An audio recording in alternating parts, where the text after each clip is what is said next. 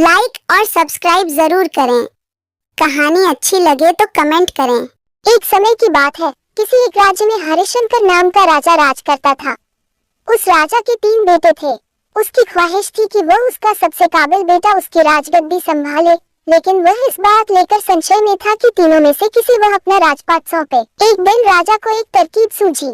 उसने उसी समय अपने तीनों बेटों को बुलाया और कहा, बेटे, आज मैं तुम सबसे एक सवाल पूछता हूँ। अगर तुम लोगों के सामने एक गुनहगार खड़ा हो तो तुम उसके साथ क्या करोगे?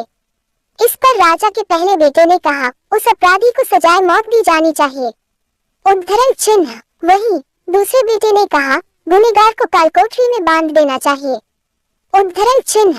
जबकि तीसरे बेटे ने कहा, पिताजी, हमें उसे सजा देने से पहले इस बात की जांच करनी चाहिए कि उसने सही में अपराध किया है या नहीं। इस पर राजा के तीसरे बेटे ने सभी को एक कहानी सुनाई। एक राजा था जिसके पास एक बुद्धिमान तोता था। एक बार उस तोता ने महाराज से कहा, मुझे अपने माता और पिताजी के पास जाना है। राजा ने उसकी बात नहीं मानी, लेकिन तोता ने हार नहीं मानी।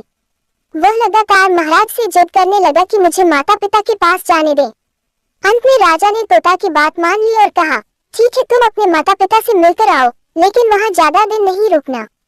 राजा ने तोता को केवल 5 दिन की अनुमति दी और कहा, तुम 5 दिन में अपने परिवार वालों से मिलकर लौट आना। इसके बाद तोता 5 दिन के लिए अपने माता पिता के पास चला गया। छठे दिन जब वह राजा के पास लौट रहा था तो उसने सोचा कि क्यों न वह महाराज के लिए कुछ उपहार ले लिया जाए। फिर वह पर्वत की ओर निकल पड़ा। दरअसल वह महाराज के लिए अमृत फल लेना चाहता था। वहाँ पहुँचते पहुँचते रात हो गई। तोता ने पर्वत पर पहुंचकर फल तो ले लिया, लेकिन रात हो जाने के कारण वह आगे नहीं बढ़ा और वहीं रुक गया। उस रात जब तोता सो रहा था तभी एक सांप वहां आया और उसने राजा के लिए गए अमृत फल को खाने लगा। सांप ने फल को खाया, इस कारण उस फल में जहर फैल गया था। हालांकि तोते को इस बात की भनक तक नहीं थी। अगली सुबह जब वह जगा तो फल लेकर महल की ओर चल पड़ा। जब वह महल पहुंचा तो खुशी खुशी सीधे राजा के पास गया और कहा, महाराज, मैं आपके लिए यह अमृत फल लेकर आया हूँ। आप इसे खाएंगे तो सदा के लिए अमर हो जाएंगे। ये सुनकर राजा काफी प्रसन्न हुए। उन्होंने तुरंत उस अमृत फल को खाने के लिए मांगा।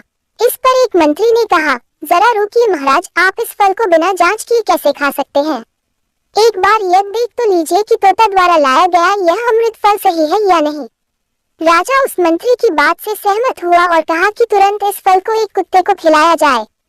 राजा का आदेश पाकर सैनिक ने फल का एक टुकड़ा कुत्ते को खिलाया। फल खाते ही कुत्ते की मौत हो गई। ये देख राजा गुस्से से आग बबूला हो गया। उसने क्रोध में आकर तलवार से तोता के सिर को काट दिया, साथ ही फल को फेंकवा दिया। कुछ साल बाद ठीक उसी स्थान पर एक पौधा निकल आया। ये देख राजा को लगा कि यह उसी जहरीले फल का पौधा है। उसने सभी को आदेश दिया कि उस पेड़ का फल कोई नहीं खाएगा। कुछ दिन बाद एक वृद्ध व्यक्ति उस पेड़ के नीचे आराम करने के लिए रुका।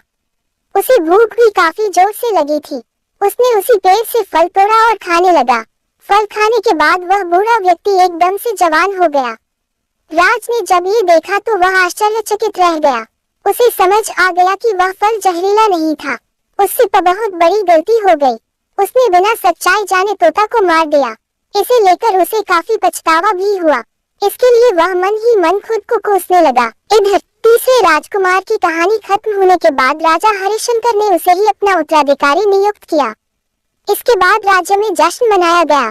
कहानी से सीख। इस कहानी से हमें ये सीख मिलती है कि हमें कभी भी बिना जांच किए किसी को सजा नहीं देनी चाहिए।